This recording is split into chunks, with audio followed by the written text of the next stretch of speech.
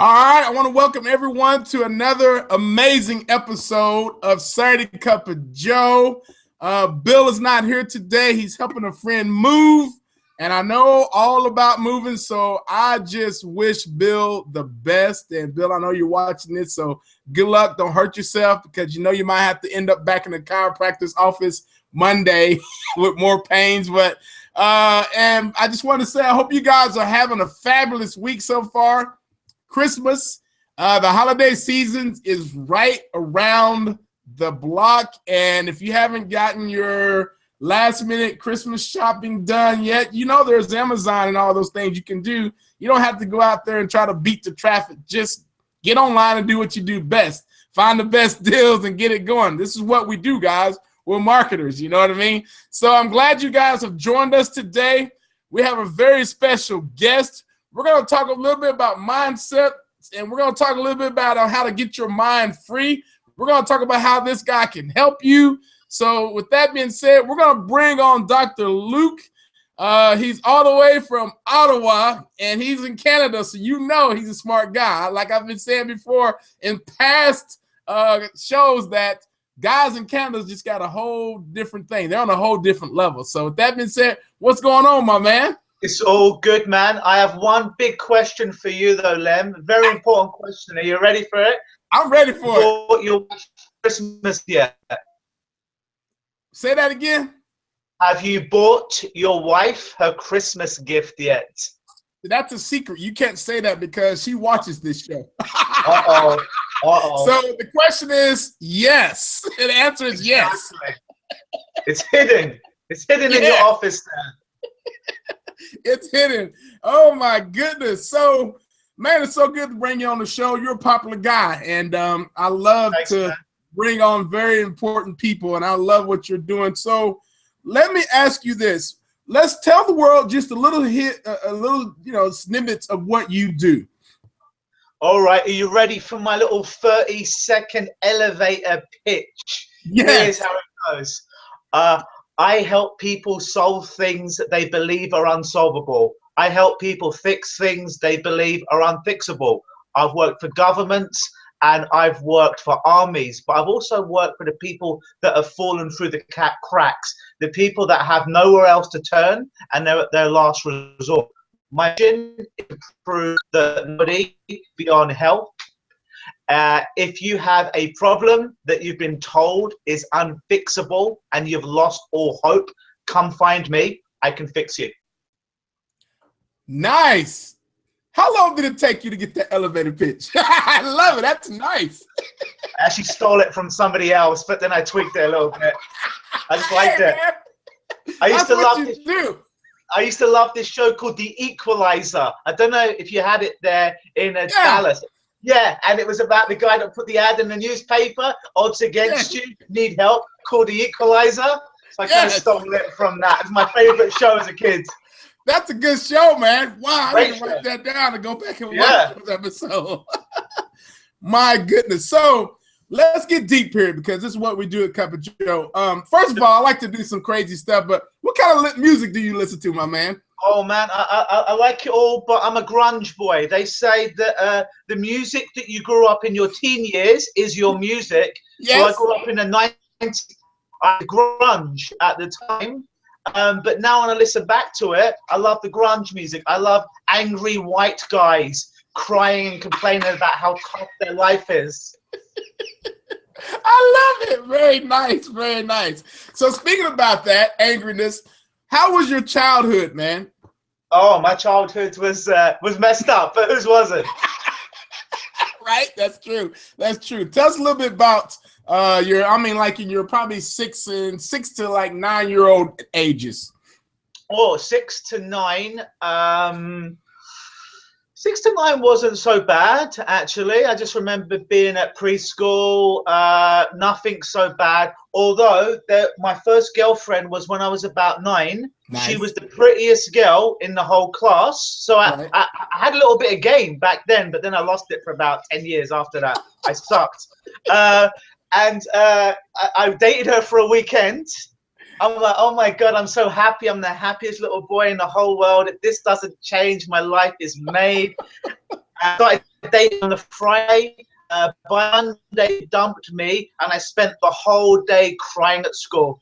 Oh man, those first few loves. You know, when we all start out, we all have a little game, you know. Oh. That's what it is. Because you don't think about it too much when you're a kid. You're just like, hey, I like you. Do you like me too? Here's some candy. Exactly. And, but don't do that same strategy when you get older, because you get in a lot of trouble. Yeah. Especially if you drive a white van, just saying. No. I love it. I love it. Hey, you want some candy? Come here, girl. You're cute. Nah, that ain't gonna work. No, don't do it. You get in trouble.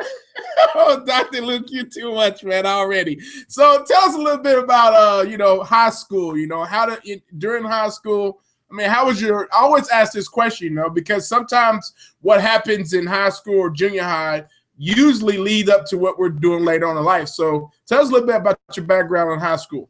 Yeah, well, like basically from about like 11 to 17, 18, 19, they were my dark years.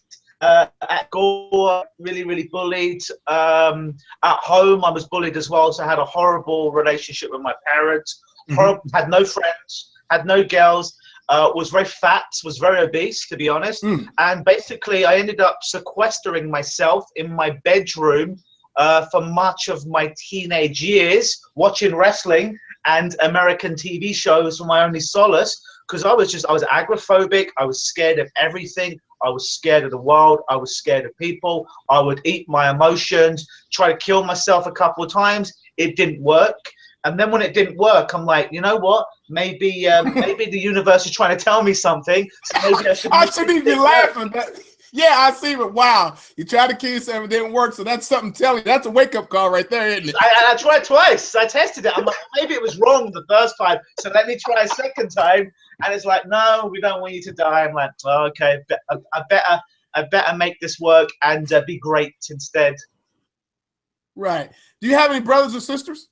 I have two sisters. One is older, one is younger. Now, are you in good spirits with them? You communicate with them now to this day?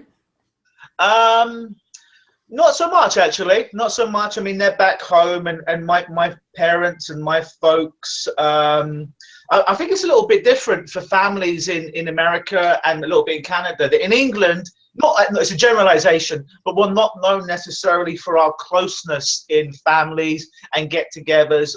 You know, like in America and like Canada. So not so much, actually. My parents, from a young age, installed a great deal of fear in me, to be scared of everything, to be scared of the world, to be scared of people. And I'm sure they were doing the best that they could with the resources that they had.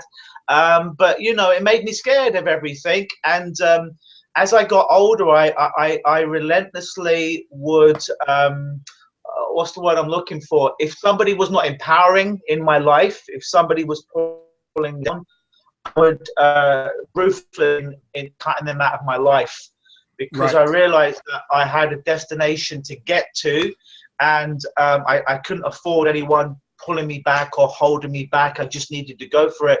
So yeah, anyone that's not empowering or, you know, a good positive force in my life, I ruthlessly get rid of them.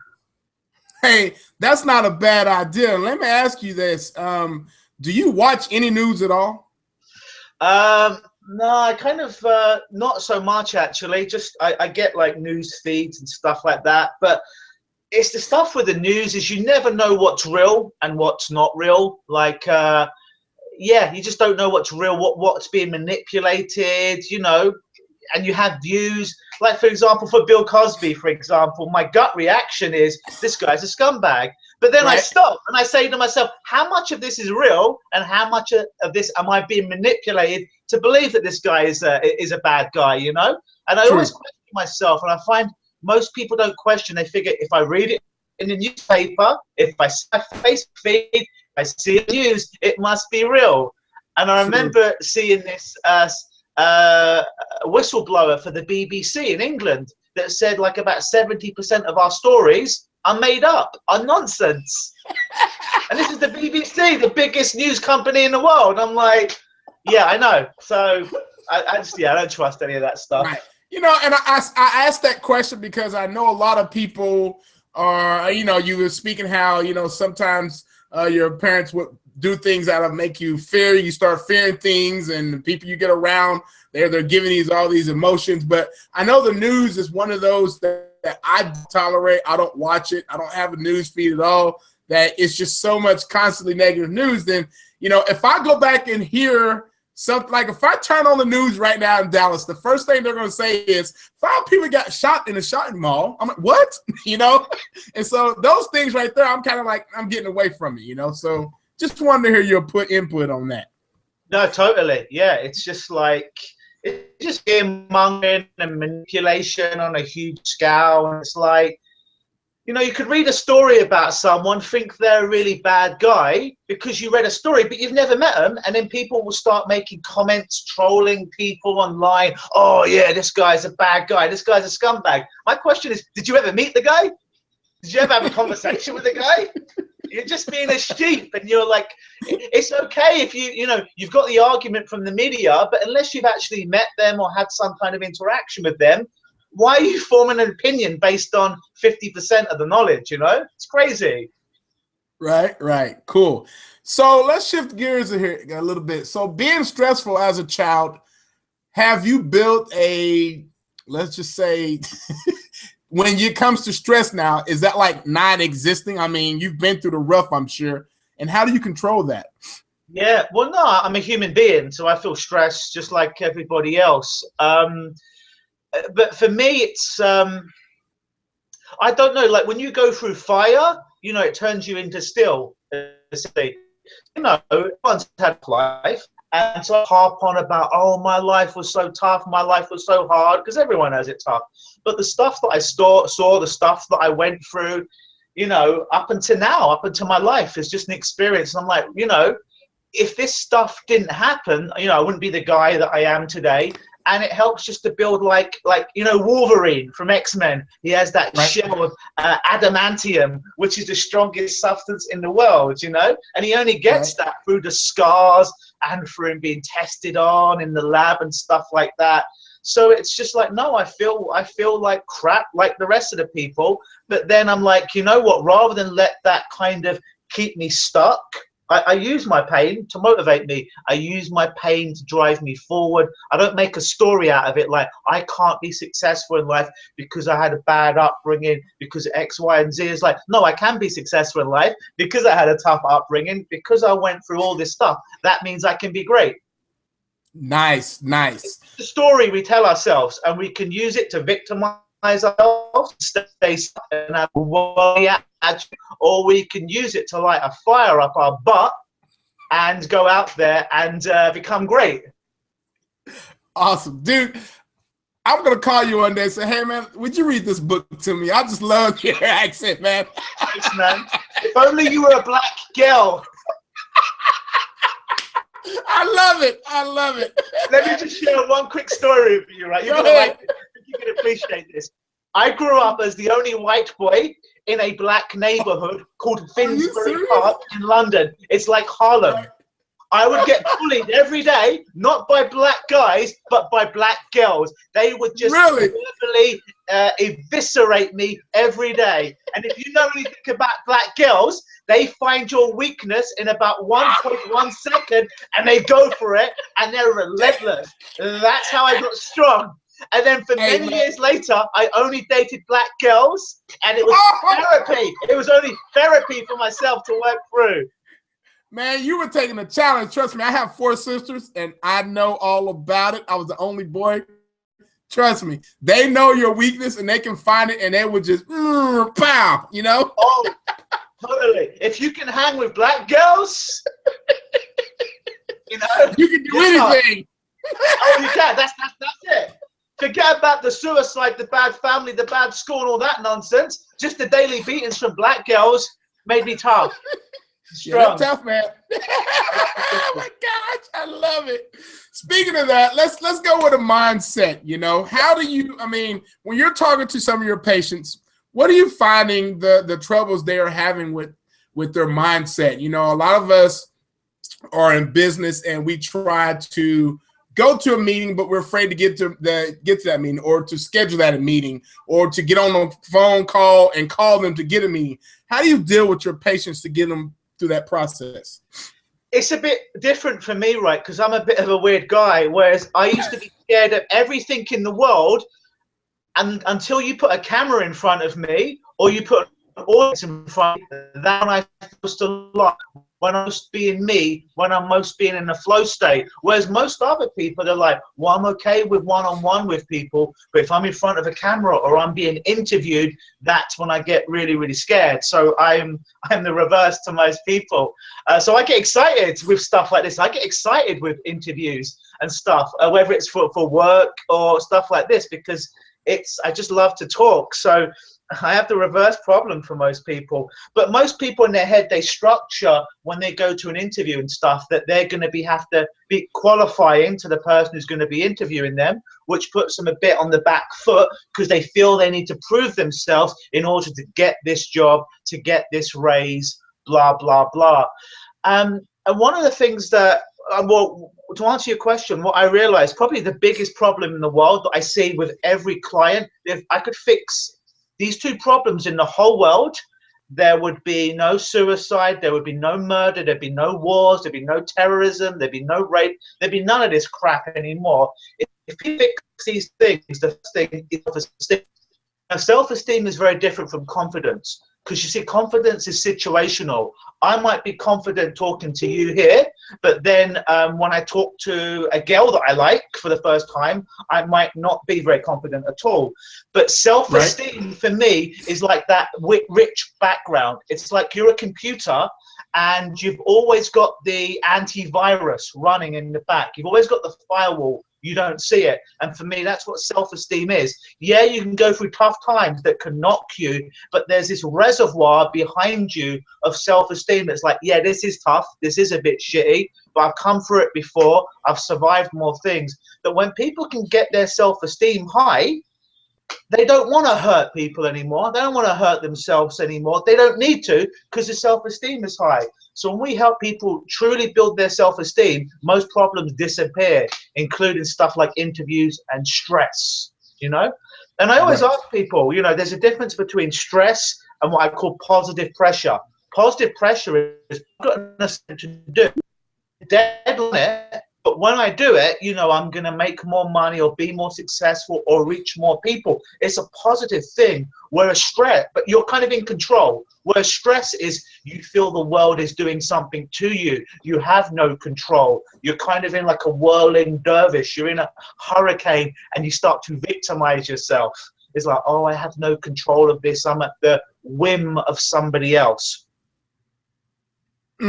Very nice. So when you are working with some of your government patients, what are these guys coming in for? I mean, is there a lot of stress or less self-esteem there going on as well? It's always self-esteem, man. Everyone I see, from the person who wants to quit smoking to the child who's peeing the bed, to the soldier that has PTSD, to the teenager that has social anxiety, it always comes down to self-esteem. If all that I could do is go in there and find their self-esteem lever and help them dial it all the way up, or press that button, that's the big positive impact on them. That's the biggest problem, people's lack of self-esteem. People have another problem as well. They take themselves too damn seriously, and they take the world seriously. There's nothing wrong with being sincere in your life and in your endeavors and what you do. Sincerity is great. But when you take yourself, your job, your life too seriously, it's a disease. So once you realize you can get people to not do that anymore, their whole life gets a lot lighter. We think we're all so damn important in life, and we're not really, you know. We make our impact and then we die, you know, and hopefully we can leave a legacy behind and help people. But at the end of the day, you know, most of us are going to be you know, forgotten on some level. But if we could do some good work while we're here and have fun and help people, would be successful, you know, great. That's pretty deep, because I always tell people that don't sweat the small stuff, because it's all small. Yeah. You know, basically. And I got a few haters. They don't like that I'm so happy all the time. Why is this guy so happy? He's always, no matter what. He doesn't. I mean, I get it. I've been through a pretty rough childhood. You know, I understand not having money and situations that my family went through. I mean, you can do one or two things. You can get hung up on all that, or you can just say, well, it's just part of life. Let it go, you know? So that's amazing. So self-esteem, wow. So that means that some of these guys, somewhere in their life, something has triggered that. Yeah, and it's usually, you know, we learn about 80, 90, maybe up to 95% of all the stuff we're ever going to learn from 0 to 5 years of age. We're programmed, we're conditioned, if you will, by our parents, by the media, by other people in our life. And it's all suggestions. Everything that you believe is a suggestion, because everything is hypnosis and nothing is hypnosis. So all the beliefs you have, like I'm not a good person, I'm not successful, I'm great, I'm amazing, I'm good looking, these are suggestions that you over again, and your unconscious, after hearing something enough times, starts to buy into it and starts to believe into it. And because most people have a scarcity mindset, a lot of our programming in our younger years, where we don't have a choice because we're a kid, is unfortunately negative programming, you know, from our parents, oftentimes trying to keep us safe. Like my parents were, I'm sure, trying to keep me safe, but they programmed me to be scared of everything all of the time. And, you know, it takes a lot more work to undo stuff than it does just to put the right program in there at the right time. That's true, man. You hit a point there, negative programming. That could be from parents to the school system to the friends you hang around. And I mean, it could be anything. Typically, how long does it take to pinpoint these things and get rid of those symptoms for your patients? Yes, good question. So really, I'm giving away a secret right here, so I hope none of my clients are watching. But that the first time I get them on the phone and they're talking to me and I'm going through my pre-screening, the process has already begun. It's already begun. I'm finding out all the stuff about them, you know, stuff that they don't even know. So I'm already starting to structure what I'm going to do in my sessions with them. So the work's already begun, to be honest. The next step is, before they even come in, they fill out a big questionnaire. And if they just write one-word answers, I send the questionnaire back to them. I'm like, no, you know, give me too much information rather than too little. So then going into the session, I already know pretty much all that I need to know. So then a lot of my clients mistakenly think that our hypnosis sessions are talk therapy, because they may have seen counselors or psychotherapists and they're used to just telling their story over and over again and reprogramming themselves and trying to program me to buy into their bullshit. And I respectfully and lovingly tell them to shut the hell up, because I know everything I need to know, and I have no interest in talking with their conscious minds. If they consciously fix themselves, they could be in my office. I'm only interested in talking to their unconscious mind, the part that all their memories, all their emotions, all their patterns, all their habits are stored, because that's where we start to get change. Nice. I was just thinking, is there a way you can program, like, let's say potential clients, like business owners that you're going to take on, and know what you're going to say to them, know everything about them before you even get to their office? There's a funny thing, right? That I'm on the second floor of this building, and when I have a new client, I just stand there and I watch them across the street. And they come and they're walking, you know, normally they're quite confident. And as soon as they cross the street, they get to my door, they go into that negative state. I'm like, isn't that interesting? Because across the road, you were doing all right. And then suddenly you felt you needed to do your problem when you got to my office, like a method actor. Right.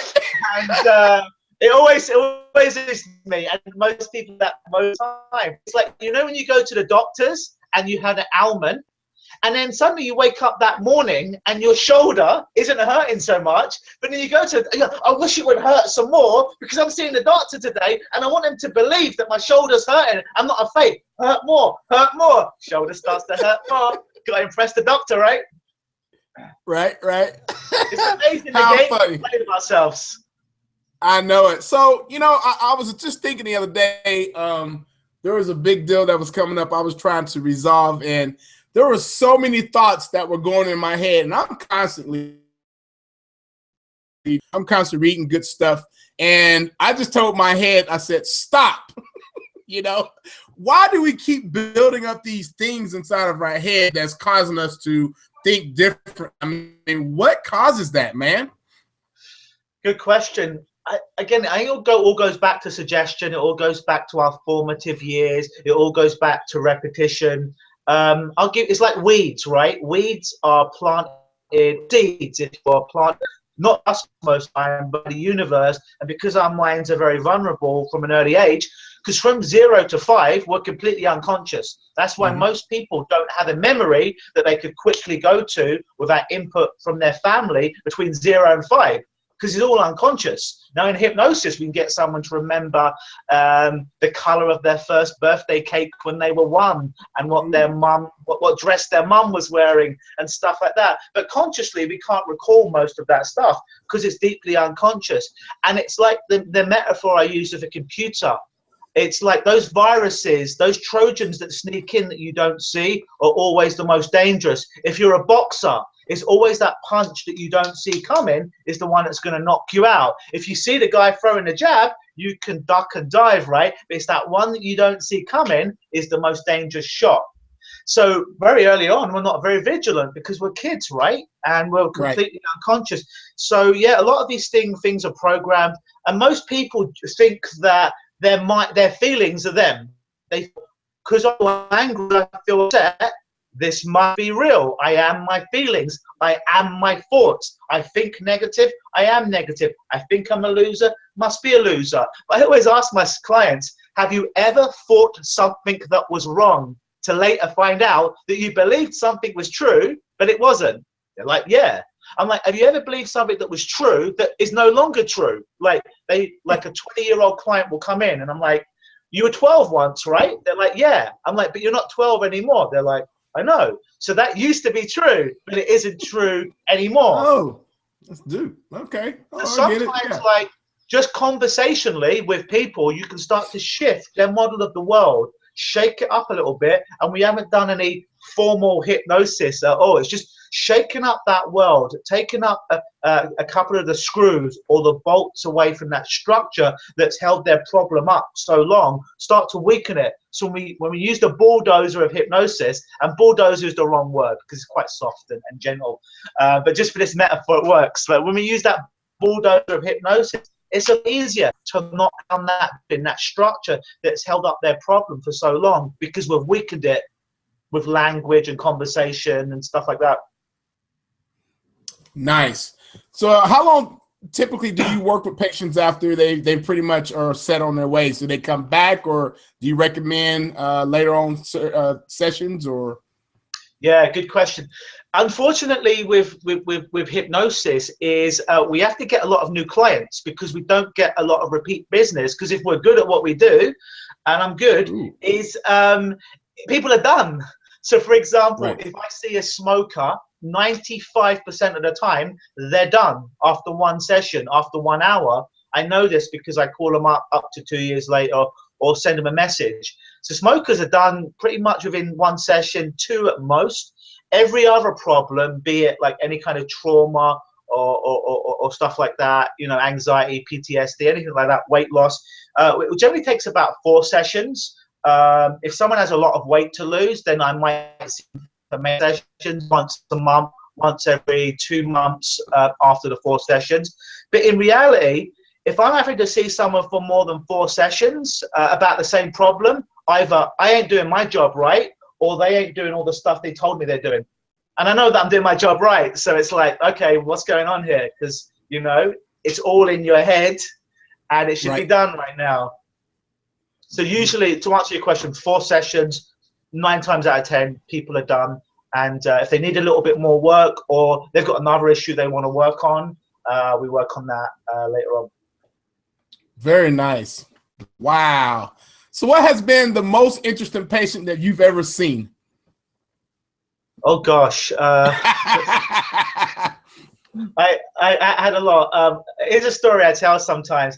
A good few years ago, a naturopath called me, and she said, I work with people to help them quit smoking, among other things. I just don't have that much success helping people quit smoking.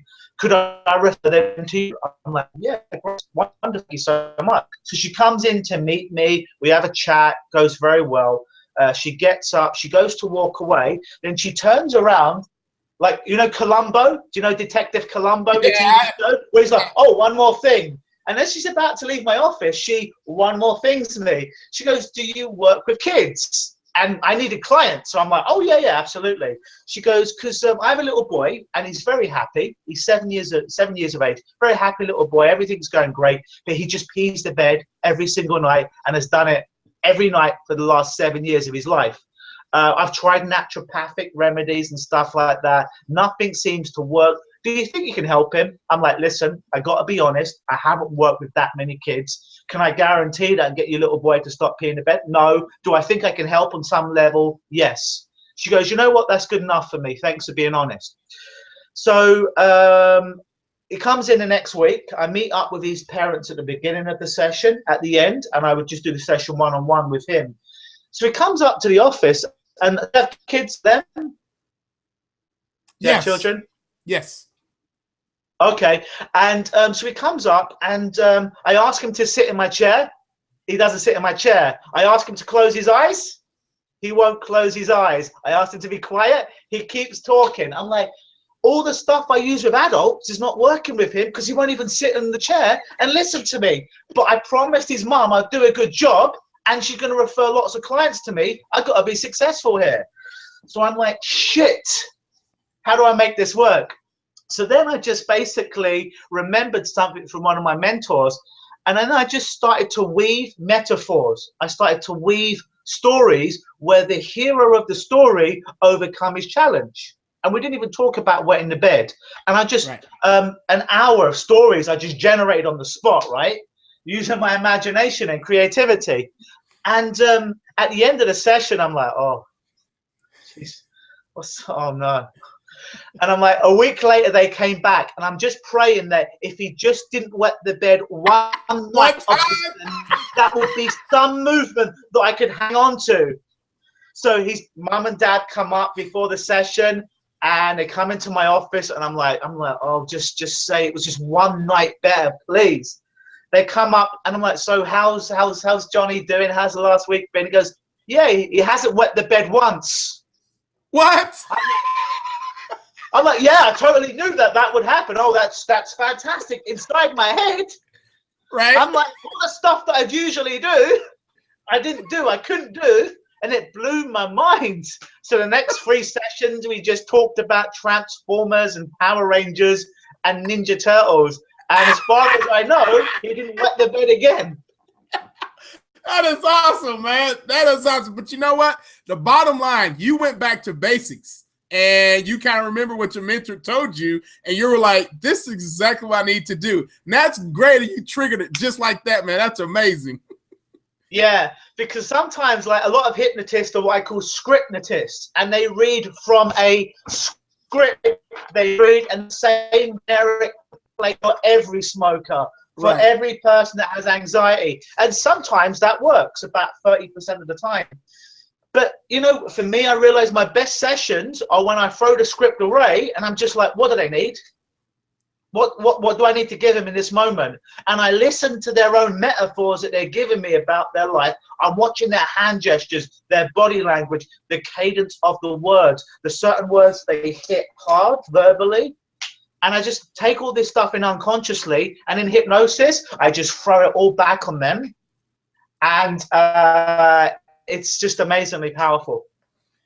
That is awesome. Dr. Luke, how can we set our mind to be prepared for the next year as far as business and life and all that? What kind of steps or tips would you give us to do that? Yeah, so what I do myself and I get my clients to do is we already have a story that we tell ourselves every day. And usually the story is why we're stuck, why we're not going to make the money, have the success, have the body, blah, blah, blah. And it's just self-hypnosis that we tell ourselves over and over again. So what I get my clients to do is I listen to every problem that I've got, then I make a story out of it, the opposite. So if it's like, I ain't got enough money to pay the bills, in my story, it's like, I always have more than enough money to pay all my bills and have money in return. If I want to get fit and I can't keep to my diet or my exercise, it's a struggle, and I tell myself that every day, I write it in the reverse. Oh, it's really easy for me, easy and effortless for me to stick to my diet and eat clean every day. And it's really fun as well. So every weakness I have, I rewrite it in the positive. So basically I have a story that's about 6 minutes every day that I read to myself. That's every area of my life. So it's kind of like affirmations, but it's a story that encompasses everything in my life. So every day I record the story and I listen to it. I read the story out loud. I'll read it inside my head when I wake up in the morning, just before I go to bed. So I'm getting that program in to counteract the hundreds of thousands of times I've told myself the other story. Boom. Well, there you have it, folks. So, Dr. Luke, this has been great. Luke, this has been great. How can we find you online? Yeah, my website is lukenosis.com, Luke, L-U-K-E, Gnosis, N-O-S-I-S.com. There's my website. Nice. I am generally based in the Ottawa area, but I do Skype hypnosis now, where we could basically do hypnosis over Skype. So I have some clients in England, some clients in China, where we do hypnosis like this over Google Hangout or over Skype, which is very, very powerful. And also, I've just put together a recording. It's my first product ever, and I haven't even really launched it yet. And I call it Lukenosis Complete Therapy. And what it is for the people that don't have Skype, that live in another country, that geographically can't get to me. It's a recording that I've made that's like 40 minutes of my best work, where I put all my best techniques, and it's universal. So you can use it for pretty much any problem you've got in the world. You just listen to the recording and you do the exercise. It's such a power. I give it to my clients now. It has such a powerful impact. But I'm going to launch that in January. But if anyone's interested, I have a beta copy of it now. And I'm just kind of like, I think the price in January would be like $25, $30. But if anyone's interested, for the beta copy now, we're ironing out some things. It's like $10. If you're interested in it, shoot me an email at drluke@lukenosis.com. Let me know that you heard me on Lem's show here, and I'll send you a copy of that for like just $10. Very nice. So we'll also have that on the page as well, with your bio and all that, and that should be a great read. Awesome. Well, man, I'm just so grateful that you came on the show today. Very interesting stuff there, and I know a lot of us marketers who are watching this, or just people in general who's watching the show, I know we all struggle with some things due to past relationships or past issues in our life. Could be family, bosses, whatever, accidents, but man, this is a great, opportunity to go in and kind of figure out why we are struggling with certain things. And I'm so glad you came on the show. That is great. So what's the future for you, man? What is your goals for next year, my man? Future for next year is I'm going to move out of Ottawa to Toronto. Going to spend a lot more time in New York. I love America. I love New York City. So one of my long-term goals is to move to New York City. I don't know if that's going to happen next year, but that would be nice. We have World Hypnotism Day on January 4th.